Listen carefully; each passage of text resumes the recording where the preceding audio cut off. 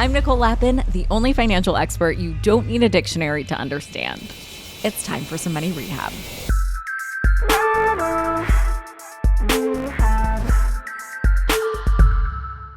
Yesterday's episode was all about how the Rockefellers built wealth. I broke it down into 3 critical steps: set up an irrevocable trust, take out a life insurance policy within the trust, and set the trust as the beneficiary. Today, you're going to hear how you can do this successfully and what happens if you don't. First, you'll hear from my friend Erik Huberman, who is a very successful entrepreneur and marketer. In the aftermath of losing his father, piecing together the financial puzzle was not easy for Erik and his siblings. And here's the craziest part: his dad did a lot of things right. In fact, you'll recognize that he did take a page from the Rockefeller playbook. But despite making some of the right money moves, figuring out his estate after he passed was still super complicated. As you'll hear from Erik, his dad was a successful businessman, so Erik and his siblings did inherit quite a bit. And so the complications are a small price to pay for a privileged situation, and Erik will be the first to tell you that. But what I want you to know is that things didn't get complicated for Erik's family because they had money. This is an equal opportunity complicated situation, no matter if you have money or if you don't. Because if someone in your family owes money when they die, that situation is really hard too, and potentially quite damaging. So the determining factor for whether it's stressful to pick up the financial pieces when somebody dies is not whether or not you have money, it's whether the person who dies has kept a clear will. And that's where our second guest on today's episode comes in. After the break, you'll hear from the CEO of the company Trust and Will, which, you guessed it, helps people make trusts and wills. But now, here's my conversation with Erik. We were both hanging out in Cannes recently for the marketing festival, not the cool film festival. And we're catching up on life. And we started talking about this really complicated, interesting money puzzle that you had recently when your father passed. Again, I'm so sorry. He passed things on to you that were more complicated than you imagined to sort through. So I'd love to just have an open, honest dialogue about that, if you don't mind. Yeah. As we talked about, I would never say like, woe is me. It's like, obviously, most people aren't fortunate enough to have to deal with this kind of an issue. But at the same time, I think it's kind of opaque in terms of how inheritance works, how those wealthy families do not retain that wealth for very long if they don't build a lot of structure and a lot of discipline involved in how to maintain it. And I learned a lot from that. A lot of things my dad did right, a lot of things my dad did wrong. You're like one of the hardest working dudes I know. I don't hate you for having an inheritance. I didn't have one. When my father passed, I just had to deal with what liens were.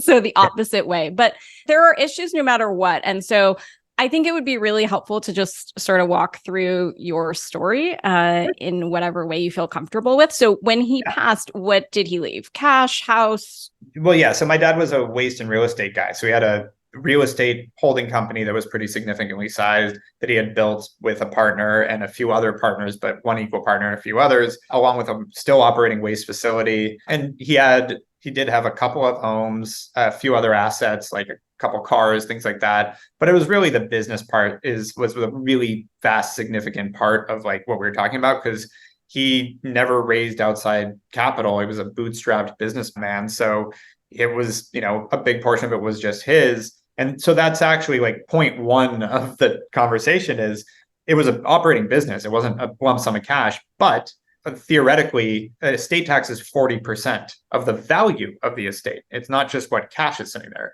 I'm not a wealth manager and I'm not a tax attorney, to be clear. But if you have, let's say, just using round numbers, it's not actually his, but if we have 10 pieces of property, like buildings, like you own 10 homes, and then someone says, pay me 40% of that, like, do you sell 4 of the homes? Do you refinance the 10 homes?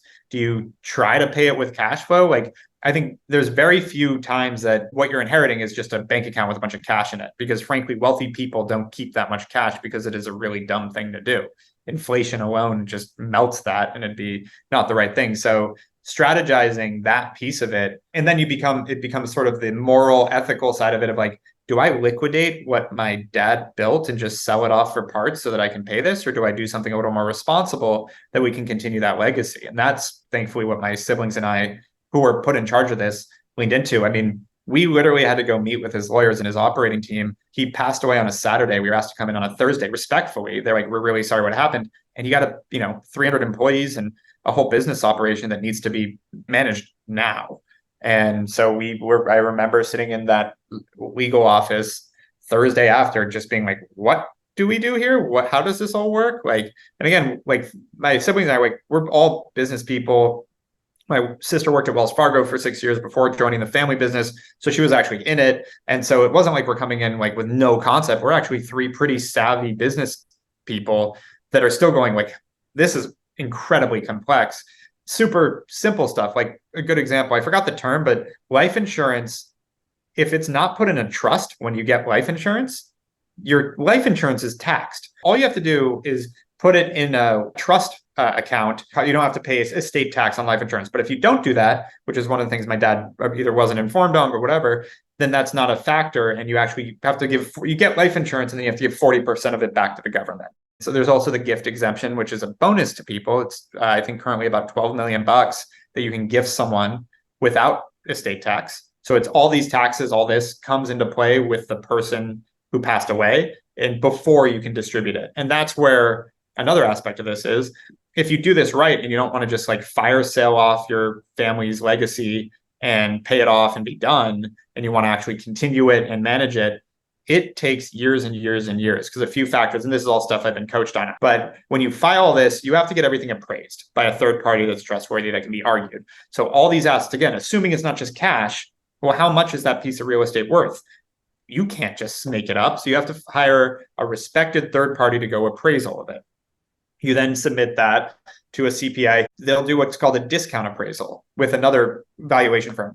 Discount appraisal, the government allows you to discount assets from their market value based on the lack of control. So if you're not allowed to just go liquidate it yourself, like let's say I have a $5 million property. And so the government goes, great, you owe us $2 million, 40% of that. It's like, yeah, but I'm not allowed to sell it. I only own 30% of it. I have 3 partners and they own the other 70. And so I can't do anything. They actually give a discount on that regard up to about 35%. And this is where CPAs get really creative with what's allowed and what's not. It's not a black and white thing. It's like, what is reasonable based on that? And what is lack of control? And how does that work? And so then you discount it and you get that number. And then there are certain parts of an estate that you can actually finance with the IRS over 14 years with an interest rate, but you can basically take a loan from the IRS to give yourself 14 years to pay off your estate tax. They only do that for some of it, though. Some of it you're not allowed to defer, and some of it oh my God. My brain is already going to explode, Erik. And that's what the picture I was painting is. This is everything I'm hearing 5 days after my dad, who I was very close to, passed away. And I'm trying to make sense of that while I'm like, what the hell did you just say? So yeah, I can't imagine. And your siblings in the business, in real estate, like you were telling me stuff that I had no idea about, and I've covered trusts and wills, and you don't really know it until you have to go through it. So Where did things get complicated? Did it happen out of the gate? So again, the other part of this that I am so lucky to not have to deal with is you're also dealing with interpersonal stuff where like your sister wants that new car and goes, well, now I get that money, give me my money. And I've watched it with friends where like someone gets into drugs or someone does something and just squanders all of their inheritance and goes that way and won't agree. I'm really lucky. My siblings are great and we get along perfectly well. And money is not what's important in this equation. And so we agreed very quickly, we're keeping everything intact. We're doing this in the most responsible way we can, that it doesn't hurt the business or what he built. And so I would say my sister took the brunt of it. She really managed a lot of it. But it was, an absurd amount of appraisals and paperwork and refilings and debates on how to handle certain parts. And the IRS gives you, I think it's 15 months from death to pay that first tranche and to file everything. And then the other part of that is my CPA tells me there is a 99% chance they audit this, because it's like when you do an estate tax return like this, they're going to look into it. You don't want to try to play games here. And so we agreed. all three of us, that like, we're going to do this right. We're going to be above board. We're going to plan this out, be responsible about it. So let's slow down and let's go step by step if we can. Yeah, Before your dad died, did you guys talk about estate planning or did you have conversations? My dad never really wanted to face his mortality. And we knew it was coming for like, he had stage 4 cancer for 9 years. So it was like kind of on and off. It wasn't like we got surprised. He was totally lucid till about 24 hours before he passed. So we talked a little bit, but my dad didn't really want to talk about it. He and his verbatim words was, "It's your fucking problem now." Wow. Yeah. Did he set things up with a estate plan or? He did a little bit. We did have a trust fund, which is separate. And I think that's important to know, is like he set up a irrevocable trust in the early 90s. He put a little bit of money into a trust and then used that to invest in some real estate. And then he had basically a will of like, here's what I want to give to the family and who gets what and all that we were handed on that Thursday and walked through with a lawyer. We didn't know about it beforehand. We assumed he had something put together because he had some other comments he had made that it sounded like he was planning a couple of things, but we didn't do the lawyer conversation and look at everything before he passed. It was after. So it sounds like the main buckets you guys had to tackle were appraisals, paying the IRS. What else? Operating the business. Like we had to sign all the bank covenants, and like every property has its own financial, the loans on every property, all the different partners, everything. And we had to step in immediately and personally guarantee that, like meaning like we had to put our own names on it. We had to make decisions. We had to sign checks for the business. There was a big operating business that thankfully there's another partner that's been great, but we had to make decisions right away on behalf of all the employees, all the shareholders, like everything immediately. And thankfully had enough context, but that was the biggest rush. A lot of this probably could have waited, but there was a business waiting to be operated and we were named the 3 people to make decisions on his behalf. So we had to redo all the board documents and governance documents for the business. We had to go do the research on like, how did this affect our loans? Like a lot of times someone passed away, the loan gets recalled. Well, that would be a disaster in terms of our real estate. So it's like all the business aspect of it too came in really quickly. How would you tell somebody else to navigate this situation? Being able to have that conversation with your father, mother, your family before it happens, I think if you can. A lot of people, especially in the boomer generation, do not want to have this conversation. I think younger people are a little more I think culturally we're a little more open to the conversation these days, but I'd watch my friends with their parents, because that happened a lot. A lot of my friends called me and went, what do we do about this? I'm like, you need to know the plan and have a plan and understand it, because we probably could have skipped a lot of steps if we had already had those conversations. And thankfully, again, he did mostly right. So we got to go in with a lawyer he had already brought on and already knew everything. Most families don't have that. Most people don't. And you end up losing a lot that way, and a lot of heartache, a lot of headache.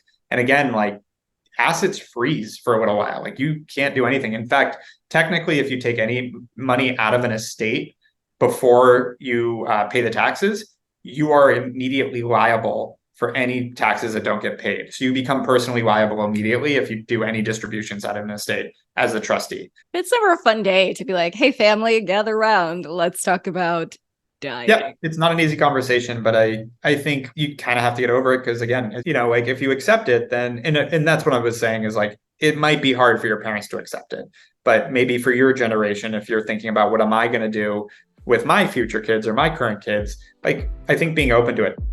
Hold onto your wallets. Money Rehab will be right back.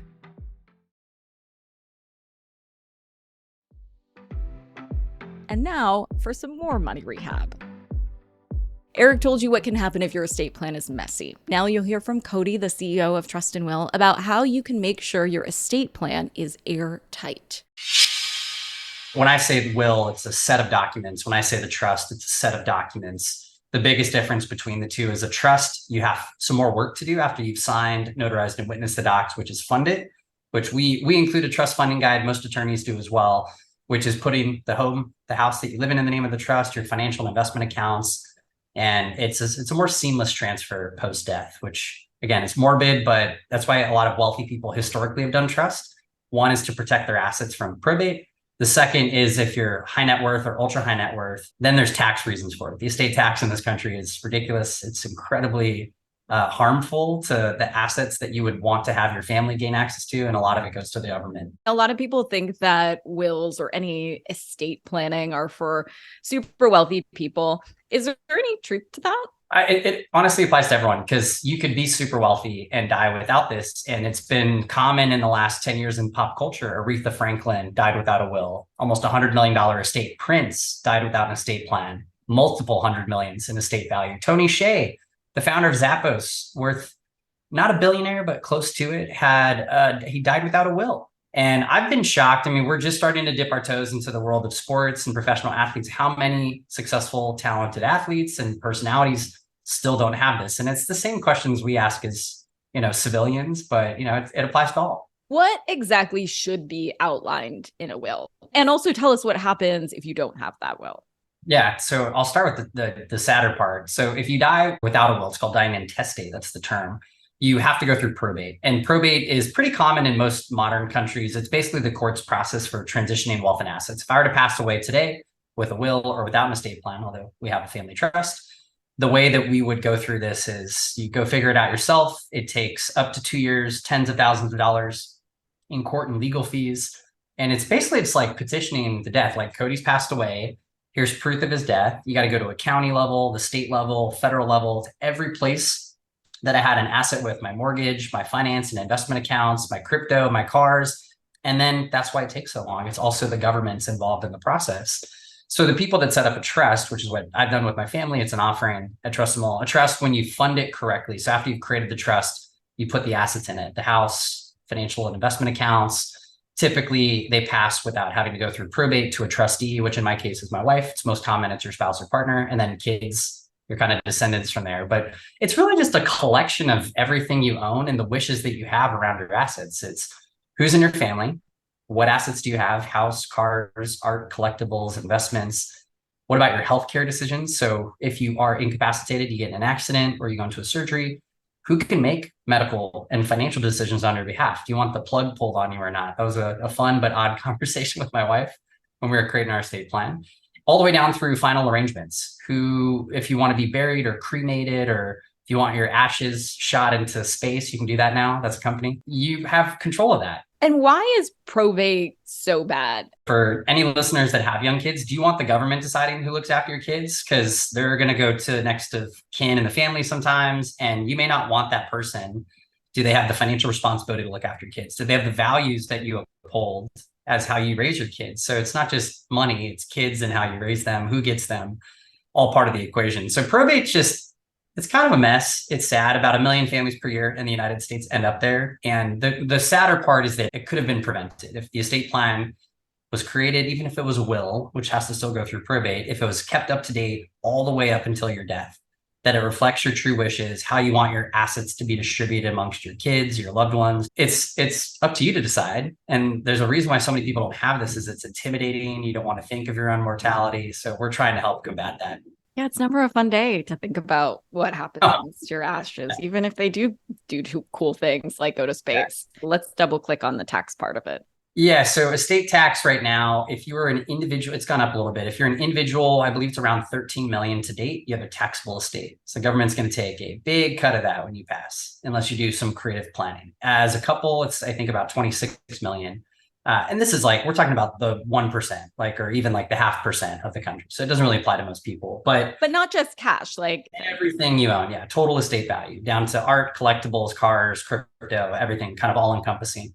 So in the next 2 years, at the end of 2025, the estate tax is due to sunset. It's going to get reduced about half. So you're going to have 6 to 7 million ish for an individual, and then about 12 to 13 million for a couple, which that actually does expose a lot more to the country. Now we're talking about potentially millions of families, still high net worth, wealthy people that very much want to do this type of creative planning. So where we kind of cut off with revocable trust, meaning you can change it and update it throughout your lifetime, it's revocable.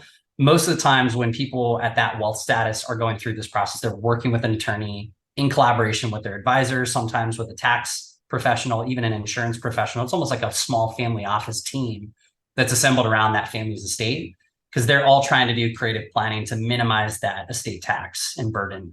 Because it's money that you want to go to your kids, or it's money that you want to go to charities. So irrevocable trust is where you start to kind of separate away from trust and will. We don't do that today. It's something that we're looking at in the future. It's like that's the power of these documents. You could be Elon Musk rich, and a will is better than no will.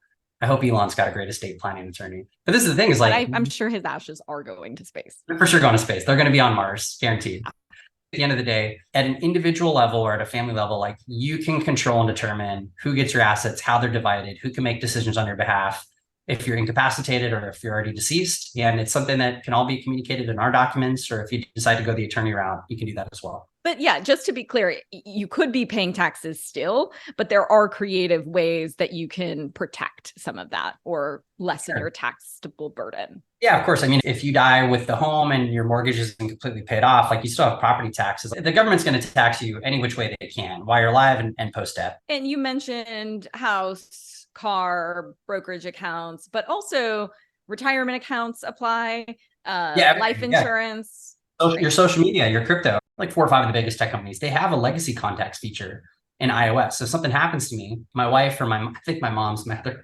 legacy contact, like they could go in and take ownership of the account. They're my Facebook. It's the same thing with Google, with Gmail specifically. It's my wife.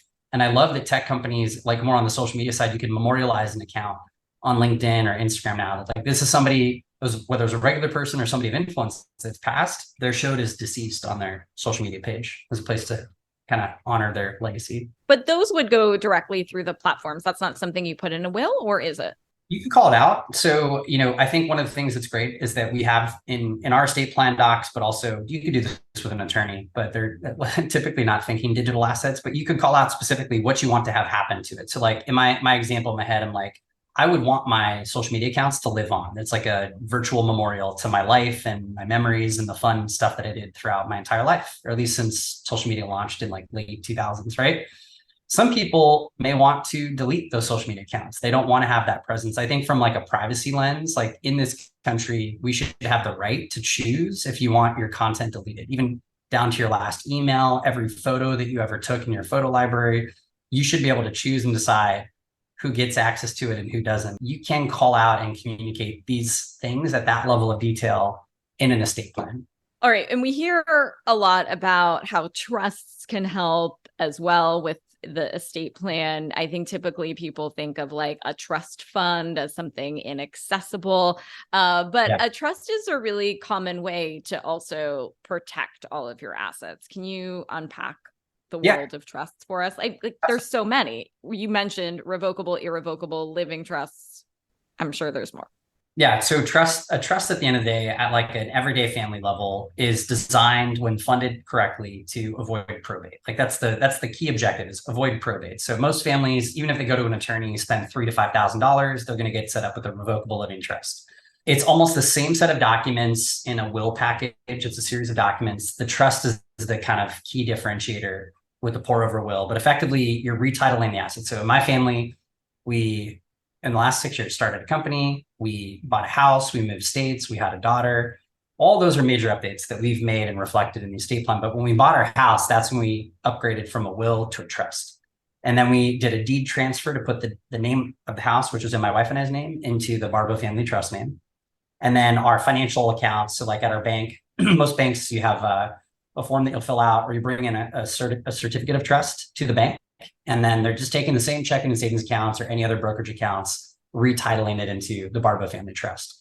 And the reason for that is that if, again, something happened to myself, or if something happened to my wife, that either of us as trustees could take over. And ideally, hopefully I pass first. I want her to have access to everything as long as possible. But like, it should be seamless for her taking ownership of the trust. And then our daughter, assuming that she's of age one day, she's only 3 now, but when she's older, that she would act as a backup trustee to my wife if something happened to her. And that's the thing with the estate plan. It's like, it's not set in stone. Like if you want to make updates, you can make updates. If you want to change guardians, you can change guardians. If you want to change healthcare agents, you can change healthcare. If you want to change from burial to cremation, you can make these changes. Primarily a trust has had, to your point, this like negative connotation to some extent of like trust fund babies that like for rich spoiled kids to spend their inheritance. It's like total BS. Like the whole point of a trust is to avoid probate, which is such a mess. It tears families apart. It takes up to 2 years, costs tens of thousands of dollars. in court and legal fees, that's money that should be in the hands and pockets of families. But what I love about what you guys do is you make it really accessible and you make it really easy to fill these documents out that can be so intimidating to so many people. Super intimidating. So the traditional process that people go through, I explored this myself when I got married. I was like, oh, we've never talked about money or taxes or insurance. And like, we're going to spend the rest of our lives together. Like, Did you talk about this before you got married? I hope, or after? Yeah. Because we started the first conversation on Trustable was August of 2017. I got married in November of 2017, and we incorporated the company the week before I got married. So that was just timing, kind of fun timing. And when you have a conversation with your spouse, when do you think this conversation should happen? Like before you get married, when you move in, how did you guys have it? Was there one involved? Yeah, that's one for your listeners to decipher based on how close they are to their significant other. Like if you're 6 months in dating somebody, probably not a good idea to bring this up. But if you're getting engaged, like I think it's appropriate to at least ask the questions about money. Do you have life insurance? Have you ever thought of life insurance? Does your company offer it as a benefit? Same with taxes, like, are you going to file jointly or file separately? And my wife and I were like, I think we were at dinner somewhere, and I was like, hey, we need to have like a important talk that's not that sexy, but I think for the health of our long-term relationship, like I just want to talk about a few items. I don't know, not an expert at the time, especially like on any of these. I think that as couples, as you start to like take that next step in getting married, but especially if you plan on having kids, or if you buy your first home, like either have people that should be more important than you, your kids, or an asset that is your most valuable asset, your home. And protecting the kids and the asset is there's such a sense of accomplishment that comes once you get this done, and a weight off your shoulders as a parent every time you get on an airplane without your kids, that you at least can check the box of like, even if this plane goes down, my family's covered. And that's where maybe life insurance on top of the estate plan. It still can be such an awkward conversation with your loved ones. So for any listeners whose parents, let's say, are still with us, what should they keep in mind in order for their parents to have an estate now? Like it can be such an uncomfortable conversation. Yeah. So I'm young-ish, I'm 34, but like married, kid, homeowner, I feel like I'm adulting, like checking all the boxes, life insurance, checking all those boxes there. Well, when we started Trust Small, so outside of my wife and I's conversation, I did go to my parents because I'm the oldest of the siblings. They'd never brought this up before, and they're older, retired, modest retirement. And I remember going to my mom and dad's place and say, hey, I think we're going to start a company in this estate planning space. Like, do you guys have one? Mom goes to the garage. She gets a box, and the box is a 3-ring binder. It looks like an old college binder I would have tossed. And I'm flipping through these pages, and I'm seeing my brother and I's name in there a lot. And I'm like, I don't know what any of this means. There's no like cover page spark notes at the front. It was just like dove straight in, going through this binder and seeing my brother and I's name a lot. Everything's split 50-50. Then there's age-based conditions. So based on this age, you get access to X amount of the money. Based on this age, you get access to X amount of the assets. And I'm like, my first question was like, why have you not brought this up? Like, you guys aren't getting any younger. 2, who do I call? I was like, something happens to you? Like, who do I call? Do I call your bank? Do I call your advisor? I had like this list of questions, and my mom and dad were just like kind of shrugging, like, well, I don't know, go call the attorney. I'm like, are they alive? Are they retired? I just all these questions. And that's why we wanted to build a brand, is that when something happens sad, you can come to Trustable. We offer probate as a service now. We've done thousands. It's a newer business line, but we've done thousands of probate cases for families that died with a will or without an estate plan in 30-ish states. We're live in all 50 with planning, but 30 states with probate. That we're here to help people pre and post death. So like, even in the saddest of moments, you'll still find some peace of mind that we're going to get you through this process. We're going to give you confidence, education, high touch customer experience that will get you done with probate faster than if you figured this out all on your own. And let me say this for the millionth time. I know this is not a sexy topic. It is not fun to think about getting sick, but you get health insurance. It's not fun to think about death, but you get life insurance. But I actually really like the way Erik thinks about this. So here he is again. It's kind of like having a bucket list. Like, I think most people would agree, bucket lists are great. What do you want to do before you die? What are all the things you want to make sure that you see? But by nature, you're agreeing like, yeah, you're going to die. Like, remember that piece. And so I know Gary Vaynerchuk, one of his favorite lines now is, what's one piece of advice that will get you motivated? He's like, you're going to die. It's like, it's a motivating thing too. Like, this is not necessarily the worst part of human existence, because without that, you might not be motivated to do the things you're going to do. You're not going to live life the same way and have the same thirst for it. Money Rehab is a production of Money News Network. I'm your host, Nicole Lappin. Money Rehab's executive producer is Morgan Lavoie. Our researcher is Emily Holmes. Do you need some money rehab? And let's be honest, we all do. So email us your money questions, moneyrehab@moneynewsnetwork.com, to potentially have your questions answered on the show or even have a one-on-one intervention with me. And follow us on Instagram @moneynews and TikTok @moneynewsnetwork for exclusive video content. And lastly, thank you. No, seriously, thank you. Thank you for listening and for investing in yourself, which is the most important investment you can make.